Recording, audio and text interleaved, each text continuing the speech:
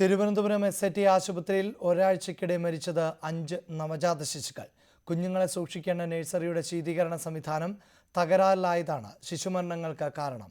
ആശുപത്രിയിൽ അണുബാധ സംശയം ഉള്ളതിനാൽ മൈക്രോബയോളജി സംഘം പരിശോധന നടത്തി. ഫെബ്രുവരിയിൽ SITയിൽ മരിച്ച 8 നവജാത ശിശുക്കളിൽ 5 കുഞ്ഞുങ്ങൾക്ക് ജീവൻ നഷ്ടമായത് കഴിഞ്ഞ ഒരാഴ്ചക്കിടെ.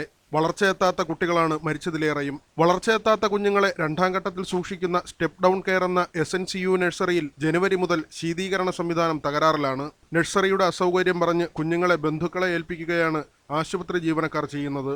പുറത്തെത്തിച്ച പല കുഞ്ഞുങ്ങൾക്കും ശ്വാസതടസ്സം അനുഭവപ്പെട്ടിരുന്നു. ഇത്രയും ഫെസിലിറ്റി ഉള്ള ഒരു ഹോസ്പിറ്റൽ, ഇത്രയും പിള്ളേർ വീഴുന്ന ഹോസ്പിറ്റലിൽ ഫെസിലിറ്റി ഇല്ല എന്ന് പറയുന്നത്, സൗകര്യം ഇല്ല എന്ന് പറയുന്നത് ശരിയല്ല.